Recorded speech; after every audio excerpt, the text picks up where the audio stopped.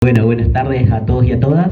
Mi nombre es Mariano Campilia, soy profe de la institución del profesorado de Historia. En este momento no estoy acá tengo un pase en comisión del Ministerio y en ese sentido es la invitación de Rafael y de los profes de la didáctica.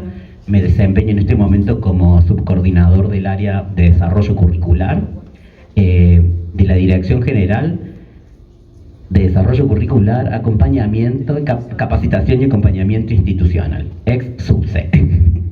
Me acompaña del equipo Paula Gordillo, del equipo técnico. Paula es licenciada y profe en Filosofía y está a cargo del área de Identidad y Convivencia, Ciudadanía y Humanidades dentro del equipo.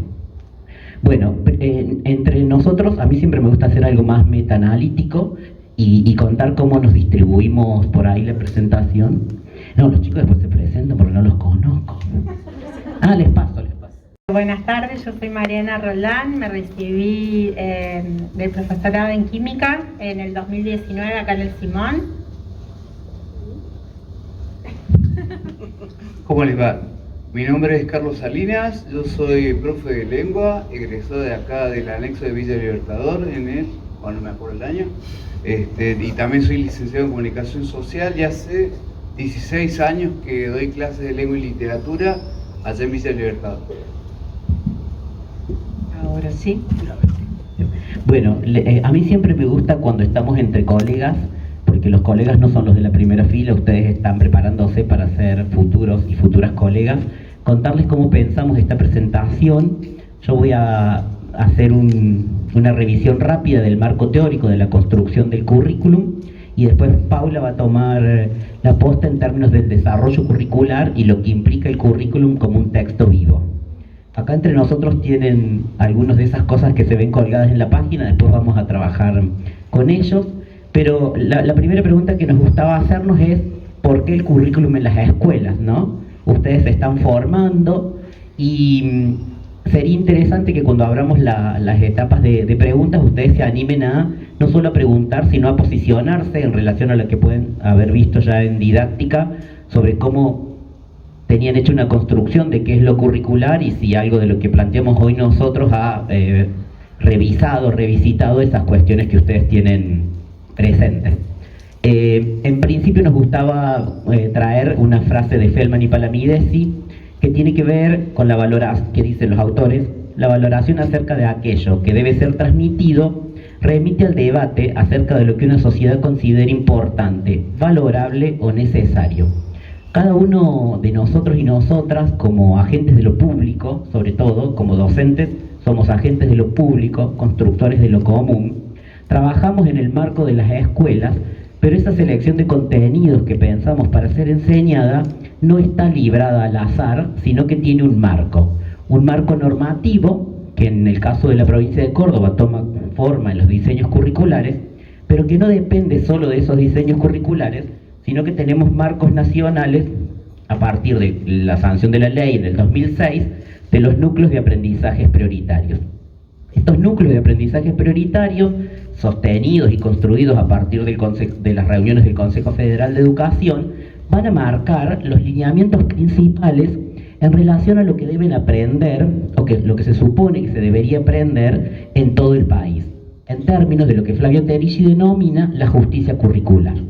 Esto es, si un pibe está en Córdoba y sus papás se tienen que ir por cuestiones laborales a vivir a Formosa, que los aprendizajes y los contenidos sean similares en términos de esto, de que haya una correlación más allá de las autonomías propias que tienen las jurisdicciones para definir qué es aquello que es considerado valioso para ser transmitido. La segunda frase con la que empieza la presentación es una frase propia de la didáctica de las ciencias sociales y son dos autoras que nosotros trabajamos mucho en la didáctica Y las autoras dicen que definir a un aprendizaje, un contenido de la enseñanza como relevante, y después volveremos sobre la idea de qué es relevante, implica realizar un juicio de valor. De allí que decidir la relevancia o no de un contenido sea una tarea sumamente compleja que entraña cuestiones políticas, económicas y culturales, además de las netamente educativas o pedagógicas vinculadas con el desarrollo pleno del individuo. Cada vez que nosotros decimos que algo debe ser relevante, es pensar que ese conocimiento que se construyó en el campo académico, pero que ya vamos a ver cómo se reconstruye en términos de la enseñanza como contenido escolar, al pibe y a la piba le tiene que servir no para aprobar, sino para la vida cotidiana. Un conocimiento, un contenido es relevante siempre y cuando le sirva al otro cuando sale a la vida. Dice un autor catalán que se llama Joan Pagès que en la calle no hay conocimientos escolares, en la calle hay problemas sociales. Entonces que los profes deberíamos enseñar a partir de pensar en contexto qué problemáticas solucionan las cuestiones que nosotros estamos enseñando en la escuela.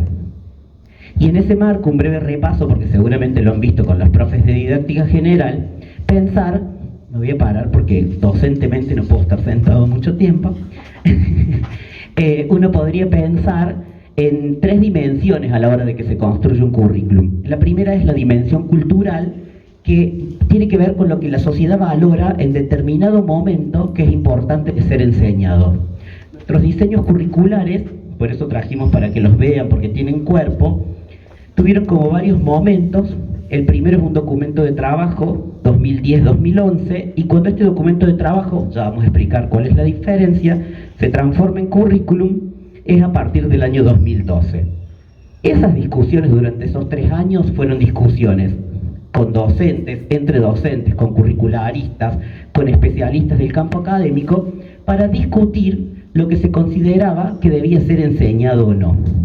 Y a mí siempre me gusta decir que hay algo que se deja afuera, pero que no es importante lo que se deja afuera, sino que es importante lo que está adentro. ¿Qué es lo que esa sociedad decidió en un momento poder pensar que debe ser transmitido?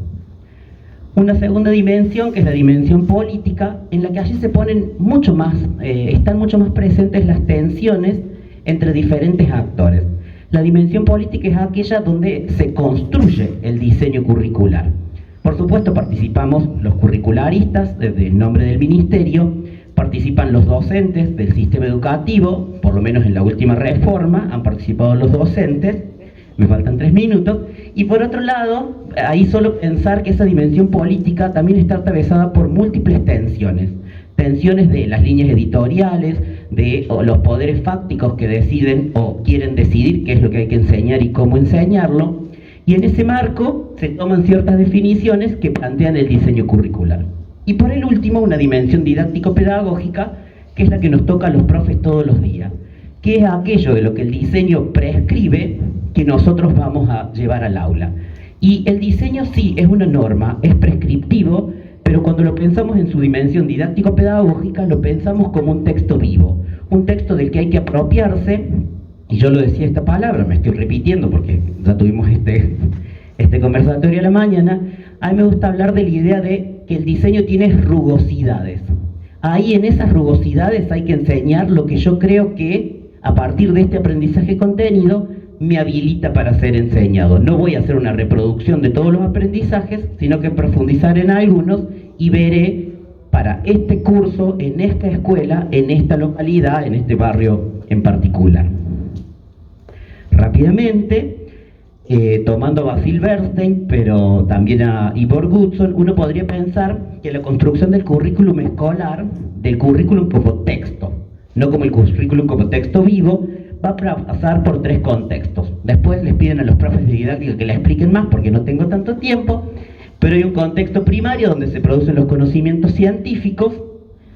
No se puede enseñar todo lo que se construye en el campo académico de la disciplina de referencia. Yo vengo de la historia. Imagínense si en segundo año de la educación secundaria hubiera que enseñar todo lo que se ha estudiado e investigado de Roma, Grecia, Egipto y todo lo demás.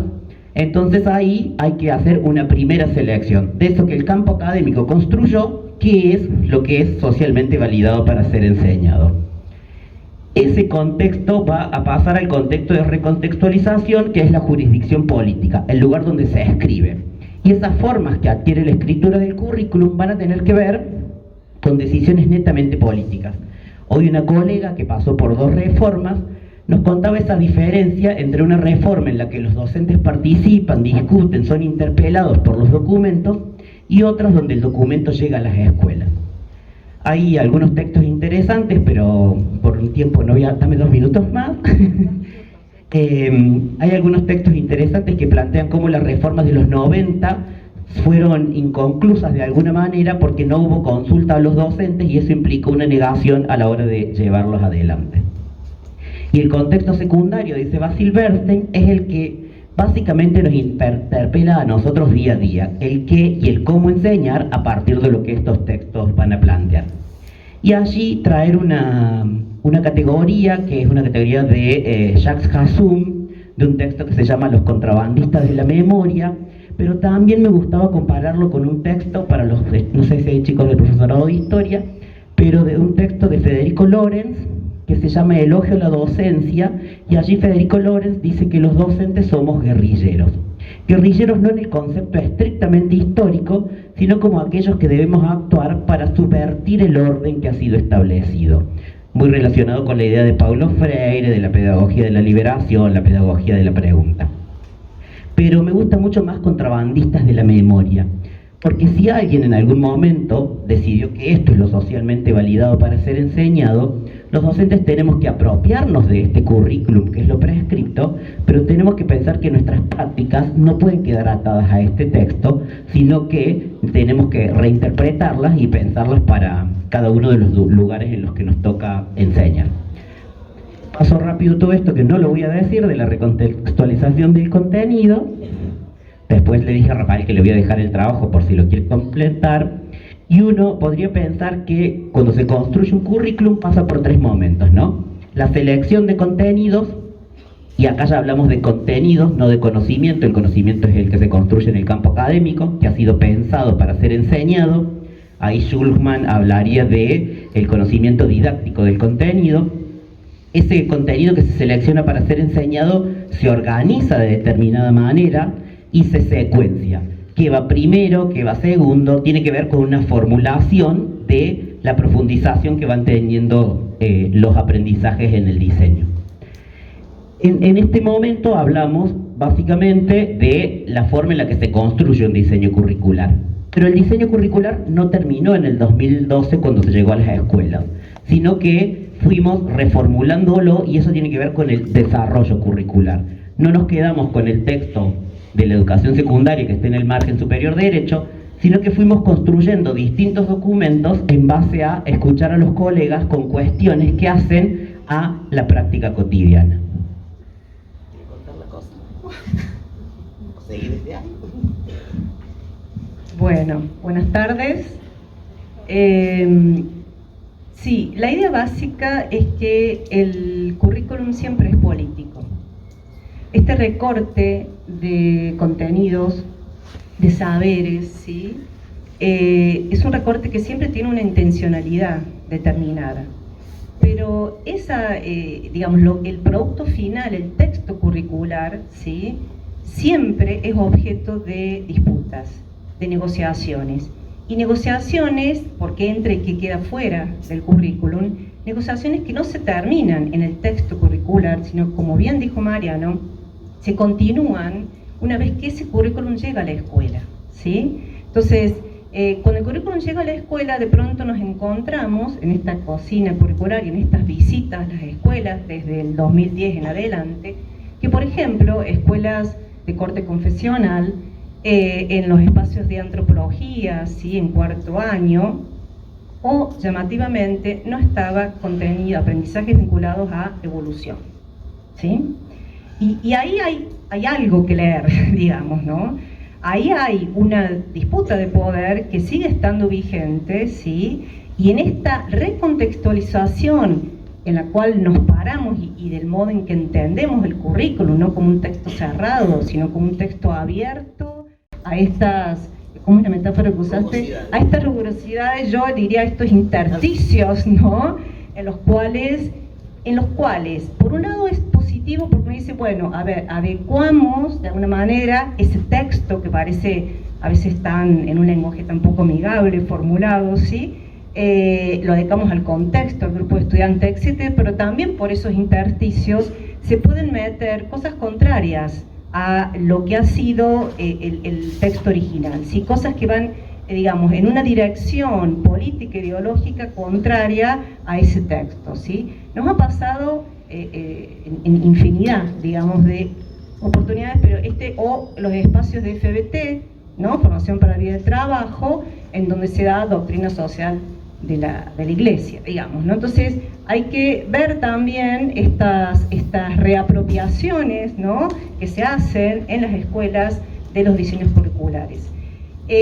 Los diseños curriculares, como digo, siempre son estos objetos de tensión, de lucha, ¿sí? Luchas que, sin embargo, al menos en la última gestión, ¿sí?, digo, la última reforma curricular, se abrió, ¿no?, a la participación, como decía Mariano, de docentes, inspectores, directores, ¿no?, equipo directivo en general, ¿sí? Y nosotros efectivamente nos tomamos el trabajo de escuchar cuáles eran las demandas, ¿sí? Es decir, ¿qué debía entrar en filosofía? Personalmente yo estuve a cargo de lo que ha sido la escritura de los diseños de filosofía, de las humanidades, digamos, ¿no?, de ciudadanía y participación, ciudadanía y política, ¿sí?, antropología, ¿no?, es decir, en ese equipo he estado. Entonces, bueno, hay docentes que planteaban por qué no entraba la lógica aristotélica en filosofía. Y entonces acá es interesante, ¿no?, tener en cuenta esto que decía recién Mariano, de cuando uno escribe un texto curricular, la primera pregunta que se hace es ¿para qué enseñar filosofía en educación secundaria? ¿Para qué enseñar historia? ¿Para qué enseñar lengua en educación secundaria? Que tiene otro sentido muy diferente, tiene un sentido propio, muy diferente a enseñar filosofía en la facultad o enseñar filosofía en la academia, digamos, ¿no?, en la universidad, ¿sí? En el caso nuestro, de todo lo que ha sido la formación ciudadana de Sala 3 hasta sexto año, todos estos espacios, ¿no?, filosofía, por ejemplo, está al servicio de la formación ciudadana. Entonces, no entra la lógica aristotélica o la metafísica aristotélica, pero sí entran otros contenidos de ese campo de origen de la filosofía como saber académico, ¿sí?, que les son útiles a nuestras y nuestros estudiantes para la formación ciudadana. Entonces entran aprendizajes de ética, de antropología, aprendizajes de política, aprendizajes de filosofía argentina y latinoamericana, por ejemplo. Y acá también hay otra idea interesante, y es la idea de que, porque muchas veces se nos objeta, ¿no?, cuando uno escribe los textos curriculares, no pueden entrar estos contenidos porque los docentes no saben de este contenido. Entonces nos decían, a ver, ¿quién sabe de filosofía argentina y latinoamericana sino más que los profes que han egresado de la Escuela de Filosofía de la Universidad Nacional de Córdoba? En cambio, los que han egresado por ahí de un profesorado de Balnearia, ¿sí?, no tienen acceso a ese contenido. ¿Cómo lo van a poder enseñar? Bueno, también está bueno pensar que el currículum es como un carro que tracciona hacia el cambio, ¿no?, el texto curricular, ¿sí? Porque si no estaríamos siempre construyendo textos curriculares que nos estamos sometiendo a lo dado, ¿no?, a los capitales culturales o a los conocimientos que los docentes, digamos, tienen, ¿no? Entonces, esa es como otra idea interesante, ¿no?, como la negociación entre, ¿no?, lo que políticamente, cuál es el horizonte, ¿no?, que uno quiere construir con ese texto curricular, ¿sí?, hacia dónde quiere, qué saberes considera que son relevantes ser transmitidos a las nuevas generaciones, ¿sí?, y lo que hay, digamos, ¿no?, la realidad docente que es múltiple, que es totalmente heterogénea, ¿no?, no solo, digo, en Capital, sino nosotros hemos recorrido toda la provincia, porque en esto de la cocina curricular, una vez que salen los diseños curriculares, viene toda la etapa de desarrollo curricular, como decía Mariano, en donde están todas las capacitaciones docentes. La última gestión se caracterizó por ser muy descentralizada. Si nosotros íbamos a Huíncar Raranco, nosotros íbamos a Adrián Funes, ¿no? Y ahí es interesante también ver qué está pasando con el currículum, cuáles son las apropiaciones, ¿no? Por ejemplo, no sé, en ciudadanía y participación, que hubo un gran giro en la enseñanza de la ciudadanía a partir de ámbitos socioculturales, esto es, yo quiero llegar a que los chicos aprendan la Constitución, pero a partir de una problemática vinculada con la sexualidad, o vinculada con las TICs, o vinculada con las adicciones. Entonces, voy al texto normativo, a la Constitución, pero para resolver esto, ¿no? Entonces, sin embargo, esos giros, que a veces son un poco radicales, que proponen giros, a veces no solo de contenidos, sino giros metodológicos, ¿no? Giros en las formas de enseñanza, ¿sí? Bueno, a veces hay que trabajar más, ¿no? Para que los docentes se apropien de esto, ¿no? Porque no siempre, digamos, sucede, ¿no?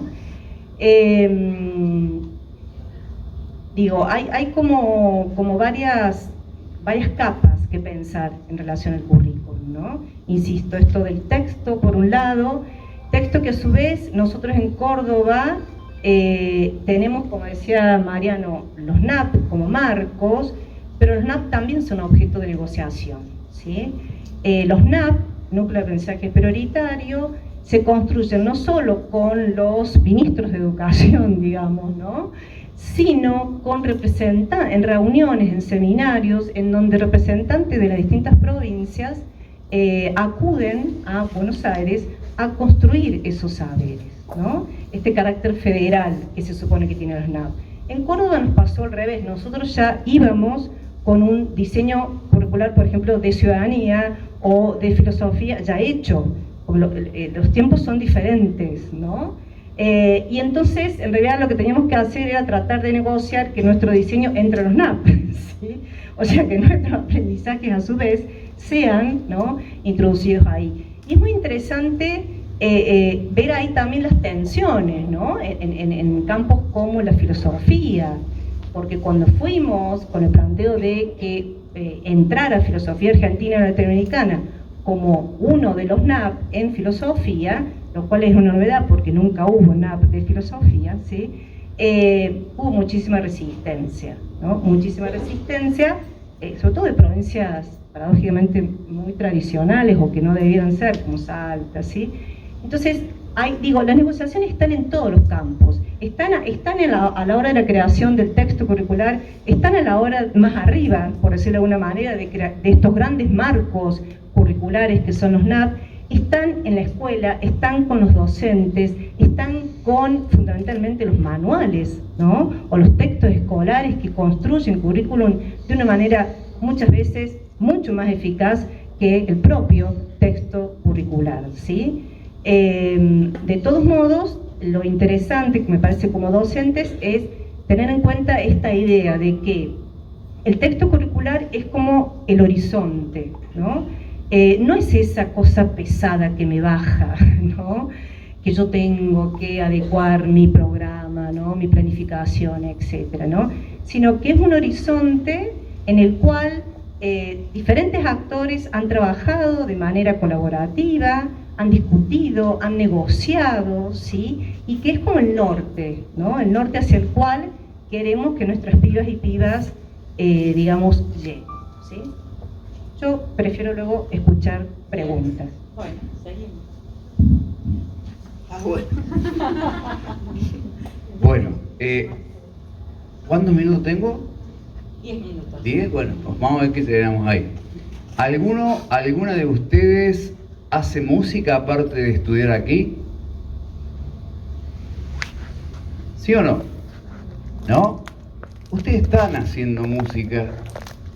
Están haciendo música con gente y están zapando con la palabra. ¿A qué voy con este delirio que les estoy diciendo en este momento? Yo hago música, aparte de dar lengua y literatura. Y cuando era pendejo, me juntaba a zapar. Uno se junta a zapar cuando se junta a hacer música con otras personas. Ahí, en la sala de ensayo, que puede ser una sala oficial o puede ser el living de tu casa, o que te dejaron tus padres, el contenido está ahí, omnipresente. No hablamos de eso, pero está ahí. Gana más la cuestión de juntarme a hacer música con el otro. ¿Estamos? Lo tengo que entender, tengo que ver de qué palo viene, qué lenguaje maneja, qué lenguaje musical maneja, qué nivel de expresividad tiene en su manejo, para poder aprenderlo y negociar, como decís vos, con lo que yo traigo. ¿Estamos? No nos ponemos a hablar de las partituras, de las figuras rítmicas, de los patrones rítmicos, pero nos ponemos a hacer música. Ustedes cuando entren al aula, cuando sean docentes, obviamente van a tener el currículum, lo van a tener impreso, lo van a tener en su cabeza o quién sabe dónde, pero no van a entrar ahí con el librito, ¿estamos? Lo van a tener que adecuar, lo van a tener que negociar, lo van a tener que dar vuelta, van a tener que buscarle, yo digo, comenzar desde la carencia, ¿estamos? Porque uno recién está egresado, se cree que sabe todo, se cree que conoce todo, ha tomado sus recaudos para conocer todo y para estar al detalle de todas las cuestiones, y se encuentra de repente en un aula que tenemos un pibe en cuarto año que no te sabe leer y no te sabe escribir. Y ahí el currículum, todo lo que vos tenías planeado, ¡tac!, desapareció. Entonces, ¿por qué traje esta cuestión de zapar y de hacer música? Estaba viendo el otro día una entrevista con Arnedo y con Moyo, no sé si los conocen, son el bajista y el guitarrista de Divididos, y estaban hablando sobre esta cuestión de que hace más de 20 años que tocan juntos y que están improvisando, y que le llamaba la atención al periodista esta cuestión de que improvisaban y sin mirarse, iban para un lado, iban para el otro, daban vuelta a la canción y de repente volvían a la canción. Es lo que tienen que hacer ustedes cuando den clases. Sáquenle lo de la canción, sáquenle la analogía esta que les estoy trayendo. Pero tienen que hacer eso. Y para hacer eso tienen que saber el currículum, no estudiarlo de memoria, darle la propia lectura que le van a dar a ustedes en contexto. ¿Estamos? Nunca se olviden de que laboran en un contexto, laboran con personas que tienen otro nivel educativo que ustedes, que se han formado desde otro nivel, incluso puede ser hasta superior a ustedes, pueden darles cosas que ustedes ni siquiera sabían. O sea, esas rugosidades que vos planteaste, estén permeables a eso, ¿estamos? Porque de estar permeables a eso va a venir esta buena zapada, que va a ser una buena clase, donde el pibe se va a llevar de repente el contenido sobre modernismo y va a pensar, uy, estos tipos eran unos rebeldes, vos de vanguardia, ¿verdad? Estos tipos unos rebeldes, mira vos, o sea, y expresaron esta rebeldía a través de la literatura. ¿Estamos? Entonces, buscar esa cuestión. ¿Por qué? Vuelvo a Moyo, vuelvo a Arnedo. Esa improvisación es básicamente, llevándolo a nuestro plan, conocimiento del currículum. Mientras ustedes más conozcan el currículum, mientras ustedes más se desempeñen sobre el plano laboral en contexto, más van a poder improvisar. Fíjense que hay algunos músicos que les sacan la partitura y no pueden improvisar. ¿Estamos? Porque están totalmente herméticos para con la partitura. Acá la partitura sería el currículum. Ustedes tienen que animarse también a alejarse de esa partitura o entender que la partitura no es el punto de llegada, sino que es el punto de partida que les puede abrir la cabeza a 17 millones de quilombos más. Hermosos quilombos, porque es hermoso el desafío de dar clase. ¿Estamos? Entonces, aprender a poder leer eso, a ver qué sugiere eso, qué no sugiere eso, puedo dar eso, puedo no dar esto, cómo lo voy a dar a esto, y eso le va a dar el entrenamiento.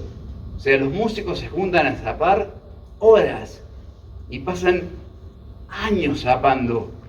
Incluso mientras tocan y tienen éxito, siguen ensayando. ¿Por qué? Porque esta improvisación la van a lograr a fuerza de eso.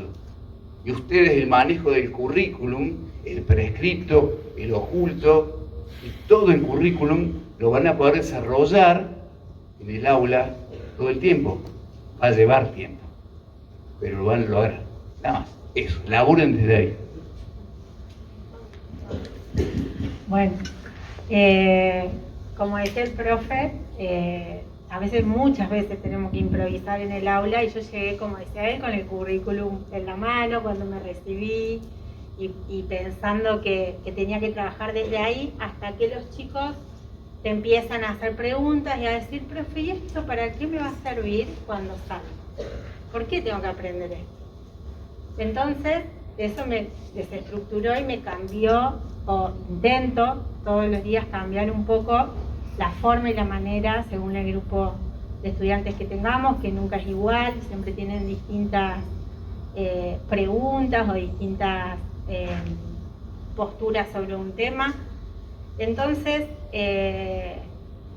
pienso mis clases o planifico las clases desde ese lado, desde saber para qué a ellos les va a servir ese contenido que está en el diseño curricular o no, porque muchas veces en mis clases les pregunto al principio, cuando empiezo a hacer el diagnóstico, ¿qué les gustaría aprender en la escuela? Algo que no les estén enseñando, lo que sea, que podamos verlo acá, o algo de química en particular, pero de cualquier cosa que a ellos les interese. Y trato a veces de relacionarlo con la química. No muchas veces, a veces se puede hacer y a veces no, pero si no se puede hacer lo doy igual, porque me parece que eso es lo que le falta al diseño, en eso que hablamos de los guerrilleros de la educación, preguntarle a los chicos. O sea, está bueno saber lo que tienen que saber y todo, pero siempre es un acto político. Pero no se piensa en los actores fundamentales que son los chicos. ¿Qué quieren ellos? ¿Qué les interesa? ¿Qué les sirve? Y que el currículum a veces va un poquito más lento que todas las intenciones o las preguntas que tienen los chicos de hoy en día. Hoy en día podés estar mirando un teléfono, escuchando música y hablando con tu amigo. Y en el aula eso no pasa, o muchas veces no pasa, no lo podemos controlar porque venimos de otras generaciones, casi todos, hay chicos jóvenes, pero por ahí en el aula estamos a veces por ahí sentimos que estamos en otra sintonía y que los chicos pueden aprender perfectamente de la forma que ellos ya están acostumbrados. Yo la veo a mi hija, está haciendo la tarea, mira el teléfono y mira YouTube.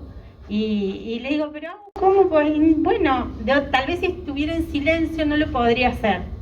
Y a veces esa es la única crítica que yo tengo hacia el currículum, que va un poquito más lento que lo que van evolucionando las nuevas generaciones, junto con los docentes. Nosotros también tenemos que evolucionar y adaptarnos, a veces es muy difícil, pero lo tenemos que intentar eso de que nuestra clase sea un lugar donde aprendan y se diviertan y también les sirva, entiendan para qué lo están aprendiendo, un porqué, y para eso lo tenemos que tener claro nosotros, tener claro los contenidos y el diseño, pero tratar de abrir las clases, ¿sí? De hacer una clase un poco más dinámica, más divertida.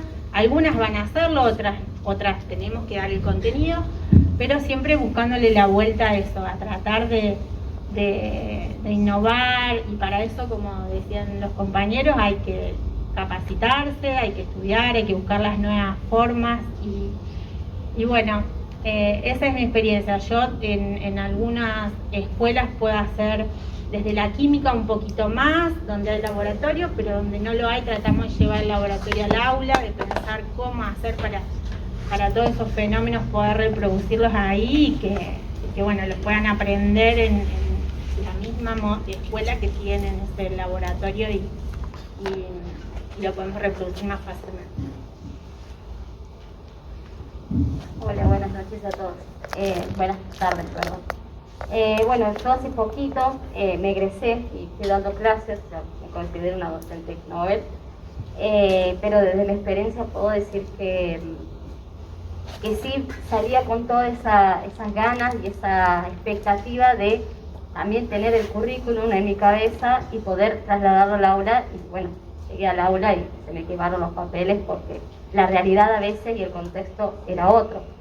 Yo estoy dando clases, soy profe de biología y estoy dando clases en el IPEM 21, que queda en el Parque Liceo, y el contexto del barrio por ahí es diferente y uno lo ve todos los días, los chicos te lo hacen saber, Y apenas yo llegué al aula y tomé esas horas de ambiente, que también es una materia que me permite poder tener en cuenta justamente las problemáticas que están tocando, sobre todo problemáticas ambientales y de salud. Entonces de pensar, bueno, ¿cómo hago para poder contarles desde el contenido qué es ambiente, qué es desarrollo, qué es una sociedad, cómo va cambiando? Y bueno, y está ahí, lo viven todos los días ellos, desde la contaminación del agua, desde las problemáticas que tienen. El hecho de poder tocar un poco de sus vidas, ¿no? De poder pensar en, bueno, contame tu realidad y de ahí poder adaptarlo. Creo que ahí comenzó a rodar solo mis clases en ese sentido. Porque bueno, obviamente uno tiene que tener en cuenta también a los sujetos que les va a dar clases, a esos chicos. Es decir, hay que hacer sí o sí un diagnóstico no solo de la institución, sino también del áulico donde están los chicos inmersos. Porque más allá de las problemáticas que pueden tener todos y todas, estamos tratando con ellos. Y si los chicos vienen con alguna problemática, obviamente va a ser mucho más difícil encarar un tema, un contenido, sobre todo en biología a veces, que son contenidos duros, que el gen hay que explicarlo y hay que explicarlo así y no queda otra. El pensar todos los días en cómo adaptarlo, en pensar cómo pueda hacer, justamente llevar las ciencias a la vida cotidiana, ¿sí? El pensar de que estas cosas suceden alrededor sin dejar de lado también su vida. Y es una forma, por ejemplo, a la cual a mí me sirvió formarme, capacitarme, porque también una de las cosas que yo les recomiendo es que no se queden con el profesorado, que se capaciten, que vayan a congresos, que cuenten sus experiencias. Es importante también que ustedes puedan contar, me pasó esto en el curso, yo implementé esto, y que también con otros profes y otros colegas puedan llenarse de información y decir, esto no lo tenía en cuenta, lo voy a implementar con mis otros estudiantes. Y el hecho de poder capacitarse, de formarse, de hacer cursos, de seguir formándose, porque también nosotros los docentes estamos en continuo cambio y estamos formándonos constantemente para poder adaptarnos también a estas nuevas generaciones. No solo las TIC, no solo la pandemia que nos dejó un montón de pensamientos en cuanto a las herramientas que se pueden utilizar hoy en día. Los chicos vuelan hoy en día y nosotros pues, tenemos que poder adaptarnos. Entonces también me parece que el hecho de poder compartir, no quedarse con la clase de uno, no quedarse con las herramientas que a veces uno les parece que hizo un juego y que los chicos respondieron de buena manera, pero no quedarse, poder compartirlo, poder sacarlo y poder también ayudar a otros profes nuevos que también están con toda la expectativa de pensar cómo hago. Ayuda mucho también el poder compartir las experiencias. Así que bueno, también les recomiendo eso, que se sigan formando, que se anoten a congresos, a jornadas, que participen en estas jornadas también, son muy importantes. La autora que Mariano la nombraba, Flavia Terici, que Flavia dice, bueno, a ver, ¿qué pasa con los documentos curriculares cuando llegan al aula? Entonces dice, bueno, generalmente suele haber tres situaciones. Se disuelven, nadie los ve, nadie los... ¿Qué es lo que generalmente, tradicionalmente ha sucedido? Se aplican tal cual, que también ha sucedido, no sé si recuerdan por aquellos años, no se enseña más ortografía y las profes de primario ya no enseñamos más reglas ortográficas, y lo que Terici plantea es, bueno, no, hay que especificar. Entonces todas las aulas, porque son contextuales y porque están sometidas a condicionamientos de todo tipo, es difícil, por supuesto, y uno tampoco quiere la aplicación absoluta de lo que está escrito. Y hay que poder ver cómo se ajusta esas prescripciones. El currículum también, eso lo decimos hoy, no es solamente prescriptivo, también es orientativo. Esta nueva política curricular, de la cual los estudiantes ahora están participando, tiene que ver con eso. Entonces, hoy Mariano dijiste un concepto hermoso, que lo voy a tomar. Lo vos dijiste hoy, nosotros somos agentes de lo común. Y ellos que son los curriculares, nosotros que somos los agentes curriculares, estamos todos imbuidos en eso. ¿Qué común? ¿Qué aprendizajes comunes? Los NAP que mostraba la profe recién, bueno, son núcleos de aprendizaje prioritarios.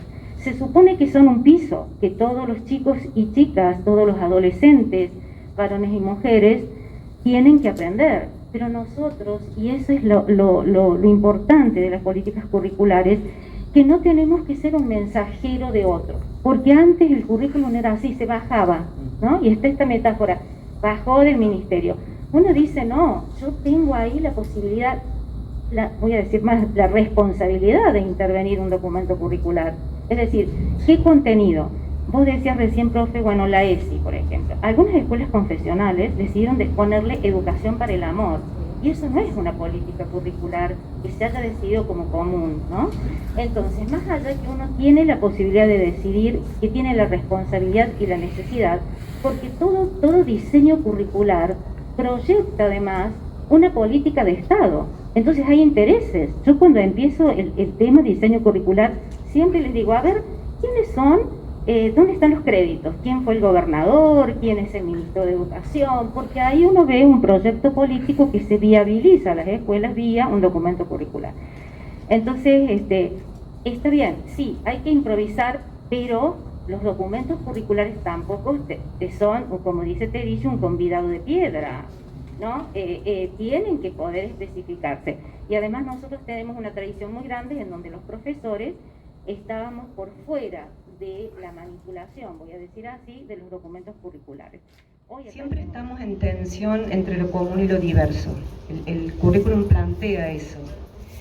Cuando Teresi se planta en esta postura intermedia, ¿no? Ni el currículum aplicación, el currículum nulo, ¿sí? Surge este problema, si recontextualizamos, ¿hasta dónde recontextualizamos o hasta dónde privamos a ese estudiante que no ve evolucionismo en esa escuela? Estamos cometiendo un acto de injusticia curricular y educativa. Entonces, cuando vos decís que el currículum va siempre detrás, nosotros también creemos que el currículum va siempre detrás.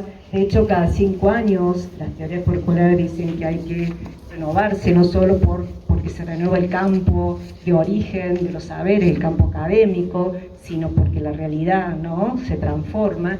Pero digo, está bueno también plantearnos en esa tensión como docentes, de entender que yo como agente del Estado tengo que garantizar lo común, pero a su vez poder adecuarlo a lo diverso, ¿no? Tengo una pregunta para todos. Me pasó eso en una escuela confesional. Estaba dando el origen de los elementos químicos y tenía que explicar el Big Bang, el origen del universo. Y justo en esa clase yo era suplente, era como Flor, si fuera Flor ahora, era la primera escuela que tenía el primer curso y me estaba observando una clase. Claro. Y yo estaba explicando el Big Bang y me dicen, no, espera, profe, y me cortó en seco que no podía eso, enseñarlo. Bueno, digo, bueno, vamos a seguir viendo los elementos, cómo se formaron, pero y eso está en el diseño curricular y me lo prohibieron enseñar, igual que la ESI, que bueno, obviamente me fui de la escuela, pero en la ESI me llevaron a una piecita y me dijeron a una oficina, sí, fue así, sí. Y me dijeron, porque usted sabe, profe, que hay que enseñar la ESI, bueno, yo era suplente de una profe, y hay que enseñar lo que es normal, y me miraron así, yo no les decía nada, ¿viste? Como diciendo, bueno, su normalidad tal vez no es la misma que la mía, pero bueno, son cosas que pasan y que nos van a pasar.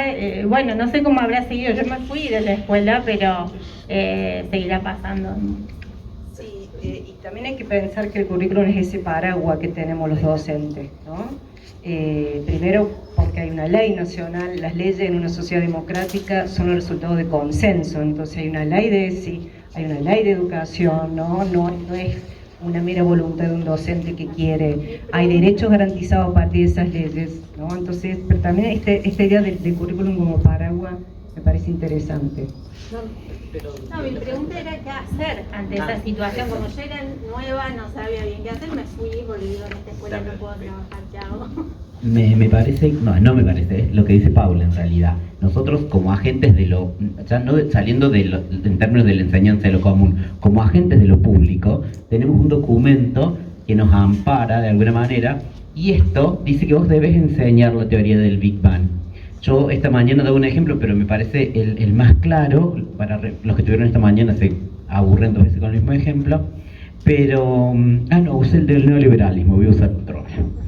Como soy profe de historia, voy a usar ejemplos de historia. El diseño curricular dice que para trabajar el proceso nefasto que ocurrió en Argentina entre 1976 y 1983, la categoría teórica que el diseño asume es terrorismo de Estado. No dice proceso de reorganización nacional, dice terrorismo de Estado. Eso es una apuesta política del diseño curricular. Entonces, cualquier marco institucional que plantee, che, profe, enseñar la teoría de los dos demonios, porque en realidad lo que hubo en la Argentina es una guerra entre dos sectores, la guerra sucia, bueno, tu marco es el diseño que habla de terrorismo de Estado, que es el Estado quien ejerce el terror sobre la sociedad civil.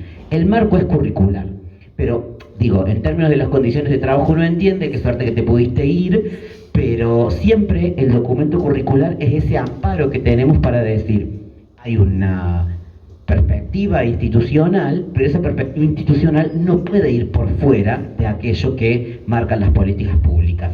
Y en términos de las políticas públicas, cuando volví a ver la diapo, digo, el diseño curricular no vino solo, sino que el diseño curricular lo acompañaron otras políticas educativas. Y en ese marco trabajamos las prioridades pedagógicas, que tiene que ver con la mayor confianza en los aprendizajes de los estudiantes, y que tiene que ver con el mejor clima institucional, la mejora en el desarrollo de las matemáticas, las lenguas y las ciencias, y a partir de eso el desarrollo de capacidades, ¿no? El documento no está solo, sino que viene acompañado por ciertas políticas que lo sostienen. No se pueden enseñar capacidades sin contenidos, pero es interesante lo que vos traes porque no es, capaz que no sabía así en biología, pero a los profes de historia en general nos pasa mucho esto de guarda el lugar de la iglesia durante la conquista de América y el terrorismo de Estado. Son como dos momentos tabúes en la enseñanza. Bueno, yo me sostengo desde el diseño curricular porque es la política pública la que estableció que no hay un encuentro de dos mundos. Hay una conquista y colonización del territorio americano y una imposición de una sociedad sobre otras sociedades que estaban ya en este continente. Pero me parece que es interesante, como decía allá el colega, en Zapar, yo entendí lo de improvisar en términos de tener más herramientas para poder movernos, ¿no? Si tenemos el currículum, no sé si hecho cuerpo, pero leído por lo menos, podemos discutir con otros en los mismos lenguajes, pero también como un argumento de por qué enseño lo que enseño. Yo enseño terrorismo de Estado porque el diseño dice que debo enseñar terrorismo de Estado. Si enseño la teoría de los dos demonios, no estoy teniendo mi lugar de agente de lo público, porque Córdoba, la nación, tiene que ver con consensos construidos históricamente. Hablamos de terrorismo de Estado y las consecuencias que ese terrorismo implicó sobre la sociedad civil. Entonces me parece que el texto vivo también tiene que ver con un texto de sostenernos de nuestras condiciones materiales de trabajo como docentes. Ahí hay un marco regulatorio que te lo permite. Hay un autor que siempre recomendamos y que vemos en ética que se llama Isabelino Siede, ¿sí? Es un didactista de las ciencias sociales y de la formación ética y ciudadana, y dice que hay dos modos de intervención docente cuando entra en la escuela y bienvenido sea temas controversiales.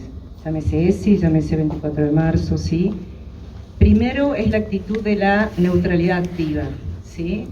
Es decir, vos como docente tenés que permitir la deliberación, ¿no? La discusión, la escucha activa, el ayudar como una abeja, habla de la figura del inquisidor, ¿sí? Ayudar con preguntas, ¿sí? A ver, ¿qué querés decir con esto? Contraargumentar, ¿sí? Pero no expresar tu posición, ¿sí? Pero luego, si yo tengo un chico que me viene con una cartuchera, con una esvástica nazi, ¿sí? O me dice, en mi casa está bien pegar a las mujeres porque en mi casa así sucede, ¿sí? O en la época de los militares vivíamos mejor, ¿sí? Digo, el 24 de marzo se suscitan en las escuelas todavía, ¿no?, este tipo de discursos. Ahí, bajo ningún punto de vista, puede ser neutral. Ahí lo que viene, digamos, como intervención docente y como agente público del Estado que sos ahí, es una actitud de beligerancia activa. Beligerancia activa en el marco de el respeto por los derechos humanos, la Constitución, el Estado de Derecho. Esos son como las leyes, ¿sí? Y esos son como el marco que nuevamente el paraguas que te regula, digamos, ¿sí? Entonces, no podemos permitir tampoco la discusión, sí, bueno, argumentamos hasta muy bien que en la época de los militares vivíamos mejor, y la clase se va, ¿no?, y termina todo ahí, y el docente no hace nada. Claramente hay que dar batalla, claramente la actitud ahí es de beligerancia activa, pero ¿desde dónde? Desde estos marcos normativos, digamos, estos marcos normativos respecto a la diversidad, los derechos humanos, etcétera, que son los marcos que están en los diseños curriculares en última instancia, digamos, ¿no? Pero ahí es clave ese modo de intervención docente, digamos, ¿no? Sería una militancia la intervención. ¿Sería, perdón? Una militancia. No militancia en el sentido partidario, ¿no? Sino desde, vuelvo a insistir, las leyes, ¿no?, y las leyes que reconocen derechos, etcétera, en una sociedad no surgen de un dictador, surgen de los consensos democráticos, digamos. Entonces, no es una militancia de bajada de línea política partidaria, ¿no? No sé, ¿vieron cómo entró el caso Santiago Maldonado en las escuelas, por ejemplo? O cómo entra la cuestión, cómo entró el IVE, ¿no?, la cuestión de la interrupción voluntaria de embarazo en las escuelas. En muchos casos, ¿no?, o entraba como bajada de línea, o directamente no se debatía, ¿sí?, pero en otros casos entraba con esta modalidad, ¿no?, esta modalidad de, en primera instancia, un docente que permite y habilita el debate, ¿no?, un docente que inquisitivamente está ayudando a pensar mejor el argumento del otro, aunque no esté de acuerdo con ese argumento. Es decir, un docente que en ese momento está siendo neutral en su subjetividad, digamos, en su propio posicionamiento ético, político, etcétera.